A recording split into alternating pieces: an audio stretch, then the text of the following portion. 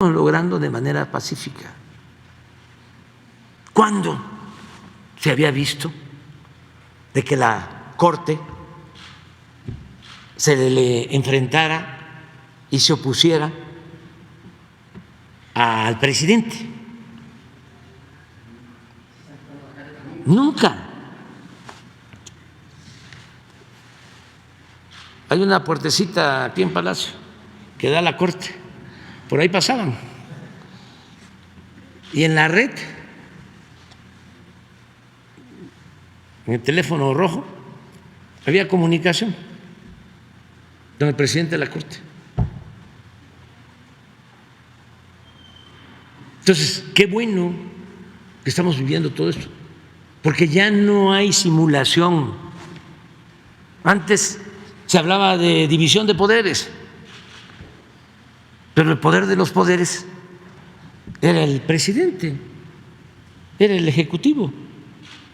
El poder legislativo y el poder judicial estaban subordinados, eran apéndices.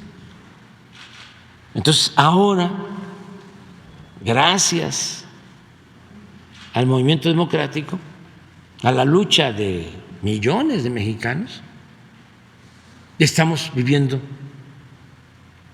estos momentos de cambio, de transformación, y hay un auténtico Estado de Derecho, no un Estado de chueco o de cohecho, porque nosotros vamos a cumplir con lo que resolvieron los ministros de la Corte, pero al mismo tiempo pues vamos a ejercer nuestros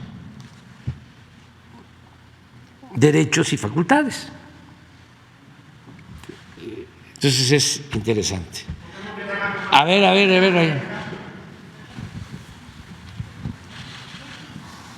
Las dos. Pónganse de acuerdo. Sí. Presidente, muy buenos días. Primeramente, pues dando seguimiento a este tema de la Guardia Nacional, en este sentido, preguntarle por qué esperar hasta el 2024, por qué insistir en este tema de la adhesión de la Guardia Nacional a la Sedena, por qué esperar hasta septiembre del 2024. Porque ahora no tenemos la mayoría que necesitamos. Se requiere una mayoría calificada, no me gusta decir mayoría absoluta, pero cuando se va a reformar la Constitución, de los 500 diputados, por ejemplo, no son necesarios o no solo se necesitan 251 de los 500, se requieren 333 o 34 de los 500. Entonces, eso es lo que se requiere. Ahora no se cuenta, porque los que están por la transformación son mayoría, pero no llegan a 333 o 34. Entonces, yo estoy ¿Seguro? muy seguro, claro que es el pueblo el que manda y es el pueblo el que decide, de que se va a tener mayoría suficiente, calificada en la Cámara de Diputados y en la Cámara de Senadores. Por eso va a haber elecciones en junio del año próximo. Entonces, se va a integrar al nuevo Congreso, creo que entre en funciones, si no hubo modificación a la ley, el día 1 de septiembre. Ese día es mi último informe y ese día voy a enviar la iniciativa, porque considero que va a haber la mayoría que se requiere para llevar a cabo la reforma constitucional. Esa es la respuesta. Y voy a enviar otras, pero me importa mucho esta. Mi segunda pregunta, presidente, sería, con este documento que ya llegó a la Cámara de Diputados, en donde, pues, en efecto, si no se extinguen, se fusionan estos institutos, la pregunta concreta es saber si usted ya tiene, pues, el monto de este ahorro en caso de que llegara a aprobarse, y también qué le dice a las personas que forman parte precisamente de estos institutos. Obviamente son fuentes de empleo que, pues, desaparecerán. En ese sentido, ¿qué les dice a todas estas personas? Bueno, primero, de que no se despide a nadie. Los trabajadores tienen garantizado sus puestos, no hay ningún problema. Se liquidan estos organismos porque no son necesarios. Los crearon en la época del derroche, de los gastos superfluos, y además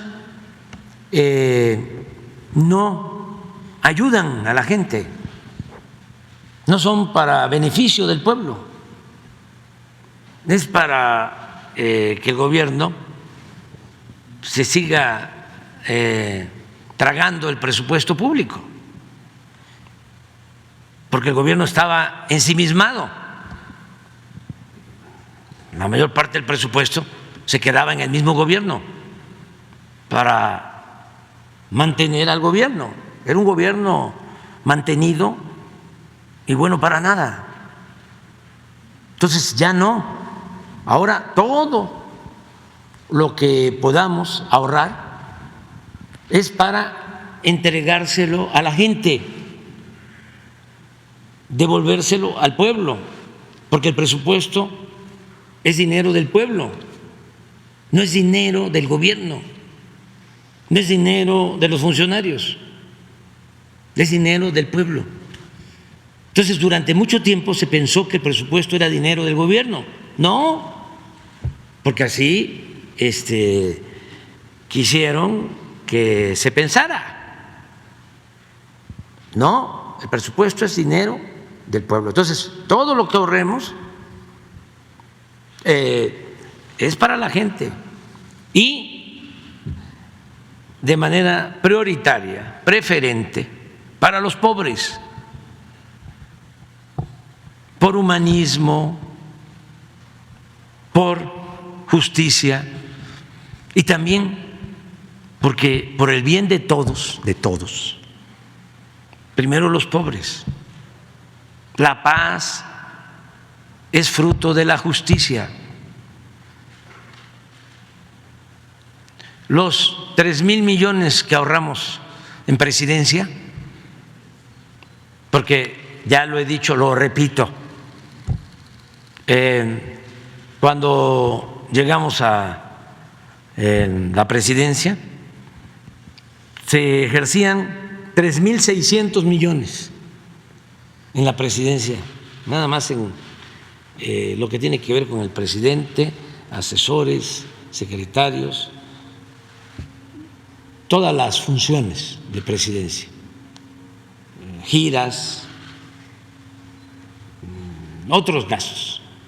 Bueno, ahora, ¿cuánto se ejerció el año pasado? Creo que 500. Porque ya no hay 8,000 soldados que cuiden al presidente. Además, imagínense qué molestos eran. Aquí estarían metidos. Les hubiesen cateado allá a la entrada. O sea,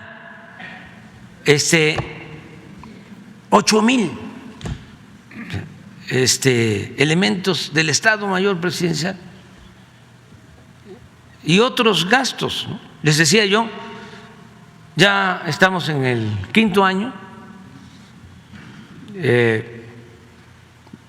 de gobierno y no hemos comprado un vehículo nuevo. Yo me estoy trasladando en las mismas camionetas que nos dejaron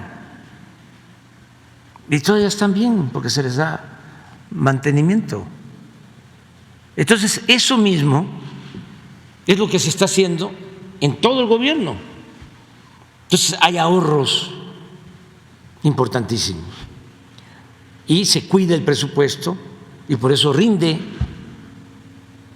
y nos alcanza como para comprar las 13 plantas de Iberdrola y nos sobra. Muy importante la lámina, a ver, la de la deuda.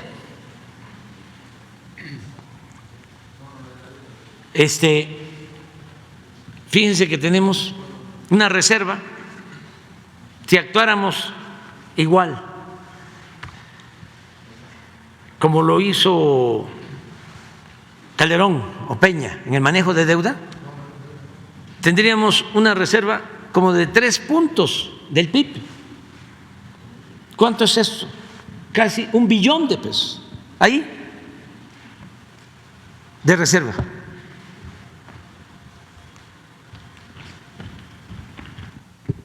Porque el nivel de deuda en 5 años, ellos ya habían contratado 7.7 del producto. Me refiero a Calderón. Peña, 8.5. Nosotros 5. Y aquí aclaro, no es que se haya contratado más deuda, es que se nos cayó por la pandemia el Producto Interno Bruto. Se cayó el crecimiento económico y se refleja aquí. Pero aún así, como se vino la pandemia y luego la crisis por inflación y vinieron aquí los de siempre, ahora me llama la atención que el ángel de la dependencia, Gurría, ya está de candidato, ¿no? Del bloque conservador también, o de precandidato. Pues ellos lo que recomendaban con una crisis era siempre deuda. Vinieron aquí, me acuerdo, los más famosos del sector empresarial y banqueros a quererme torcer la mano, ¿no? De que hacía falta que pidiéramos dinero prestado. No, pues no va a salir. Sí va a salir. ¿Se va a caer la recaudación? ¿Va a estar peor? No, porque también querían una prórroga para el pago de impuestos. Digo, no se completamos. Entonces, molestísimos. En otros países hasta les aplaudían a los presidentes, a los primeros ministros, cuando conseguían los créditos. Hay un caso ahí que llegó el presidente, ¿no? Después de ir al Banco de la Unión Europea y le habían autorizado crédito cuando la pandemia. Y entra supuestamente de manera espontánea a su oficina y están todos sus funcionarios. Y oh, sorpresa, ¿no? Al llegar, están todos ahí y empiezan a aplaudirle, porque había conseguido deuda. Imagínense cómo está ese país ahora, pero cómo están todos. Entonces nosotros no hicimos eso, porque también ¿para qué querían que nos endeudáramos? Para hacer algo parecido al FOBAPROA, para rescatar a los de arriba, con el cuento de que si llueve fuerte arriba, gotea abajo.